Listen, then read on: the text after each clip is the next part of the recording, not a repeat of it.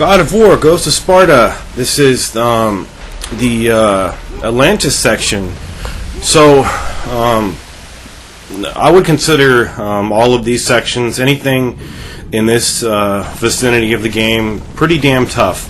And a lot of the time you're going to have to be conserving your magic by not using it, and also trying to do your best by not getting hit too much. But I'll go over, when that starts to kick in. We want to get these 2 treasure boxes first of all, so ram that gate right there, descend, and then go get them.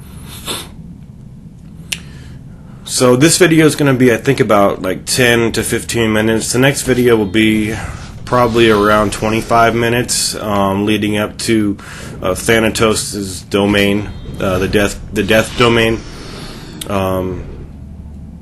So just ascend over here, and there's quite a lot of battles that are difficult in this area. Got some hard enemies too coming up.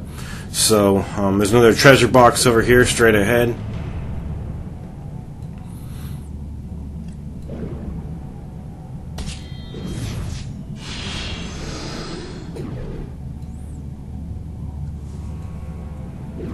Okay, and let's see where this puts us here.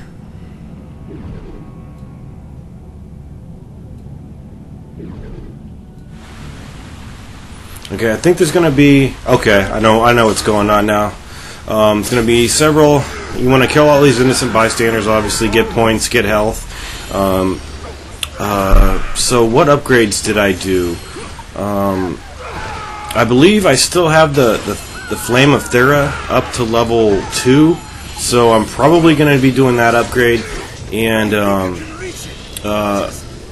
I also wanted to get the Eye of Atlantis up to level 3, but I think doing that is going to be a mistake for me, even though it would come in really handy on one of the more difficult fights right before right before you get to his domain. So I think I'm probably going to also, by the way, go over to the center of this platform and then jump from there. Otherwise, you're gonna kind of run into the boxes as you're leaping towards them, and then you'll die in that electrified water. So yeah, I think that's what I do. I upgrade the Flame of Thera, and then what do we have? Yeah, anytime you get into one of these kind of arenas, you're gonna have enemies coming up. There's going to be several areas that look a lot like each other in this, in Poseidon's, his area over here, this water dominion here. So we got a Geron, and we have some Triton assassins here.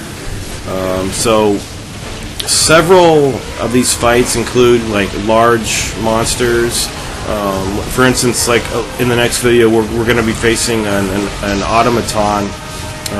And a bunch of Triton assassins in an arena just like this.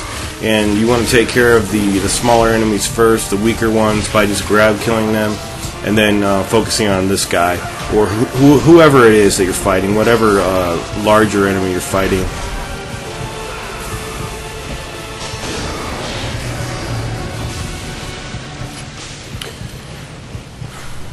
Okay, so here are these very difficult Tritons here. You cannot block. You see that move that they did right there? How they leap at you and attack? If they just jab at you, that's a blockable move that can be blocked and parried. Now, when they jump at you with that leaping attack, you can't block that. You're gonna receive quite a bit of damage. So you have to parry it, or you're gonna take damage if you miss the parry. Or you could just try to roll away from it, but I would recommend parrying, because you could add the flare to the parry and then stun these guys and then deal even more damage to them. One issue is that if they're leaping at you from somewhere off the screen, that can kind of be annoying, like they did right there, even though I was out of his range. So you have to parry there, and these guys are I would consider these one of the more harder enemies in the game. Probably the hardest enemy, I would say. Even though you can simply just grab them and kill them to death, but that move that they do is pretty tough, and it's very fast too. That move that he did right there, that was a blockable move, but I parried it anyway. See how he fell down? Even the larger enemies will fall down if you parry with a flame attack. So jump up the scalable area here, and then I'm going to show you this little area over to the left. It's not very well concealed, is it? So there's a couple of boxes in here, and how the game always makes it work out for you is that if you're following my guide, you'll be you're going to be collecting your last Minotaur horn and your last Phoenix feather in this room. So there's the last Minotaur horn. This is the room where you always it's the final boxes. So I mean there are more boxes, but we're getting them early as possible here. So here's the last Phoenix feather. We have all of the magic, health, and fire flame meter that we can. And if you want to fight this enemy in here, there's this one assassin in here that if you don't know about him, he can kind of sneak up on you, but I knew full well he was in there. That son of a bitch. Gonna take him out, get the points. Conserving my health is a big factor in this part. This video and the next one, it all leads up to a really difficult battle with several Gerons and Harpies that I consider to be probably the hardest fight in the game. And this game, they don't regenerate your health. Not every single. There are a couple instances I've experienced where I kept dying, and I would get a little sliver of my life back up to a certain point. You know how that works in God of War. But this game, they're really stingy about giving you your health back. And even the treasure boxes. The last video I did, I commented. That's a badass attack, by the way. I said that the health and magic boxes, they give you a quarter of your respective health and magic. I think they give you a fucking eighth of it back. That's so piddly. It's ridiculous. By the way, you have to dash each time you pull the crank, this lever, and then remember to dash again, and then do a final dash or two if needed. Just keep dashing, holding the R1 button and dashing. And then press the circle button, and then rotate the left analog stick.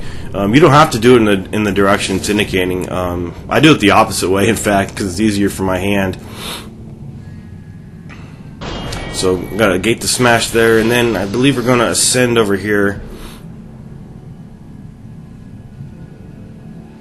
Yeah. Okay.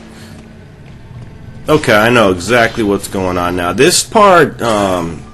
This took me a lot of tries, just because, primarily because it's hard. I'm not going to say I'm not going to keep sounding arrogant about this game. Saying it's easy when some parts are actually pretty goddamn difficult. This part, I mean, if you want to be cheap about it and just grab kill all the enemies and just kind of ignore the guys throwing the knives at you. That's pretty much what you should be doing anyway, and that's, I think, how I played it. Just because, I didn't want this to be too much of a showing off guide. It's nice to show off your skills and stuff, but I wanted to show the best way to do this part, because otherwise you're just you're overly focusing on the enemies.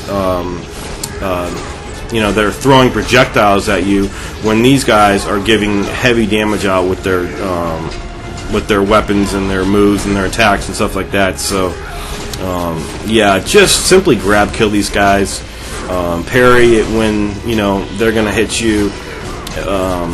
It's just it's so easy to lose, because so many times I would be trying to use the weapon I'm using now, just try to take out the guys throwing the stuff, and it wouldn't work. It requires a lot of multitasking. To the point where I didn't want to demonstrate a technique where I was overly multitasking. It's very tough. So what I was doing when I was prioritizing the guys throwing the knives by throwing projectiles at them. This one right here, this one move that I'm doing. And then I would just get ganged up on way too much. So, and also, again, we need to conserve our health as much as possible. Don't use magic unless you really need to. I believe we're coming up on a really difficult fight. Yeah, are we? No, not quite yet. By the way, there's nothing to the left. We're going to be coming into this area. The area I just went through, that little circular area, that's where the Geron boss fight is. Not the boss fight, but that huge fight with all the Gerons. So we are coming, full circle. So, yeah, so I think this is... Okay, yeah, this is where the cutscene is. And a couple of smashable objects over here. And then we're going to be going to the area where the Nexus of Atlantis is. It's just outside a ways, and we have a bunch of those same enemies coming up.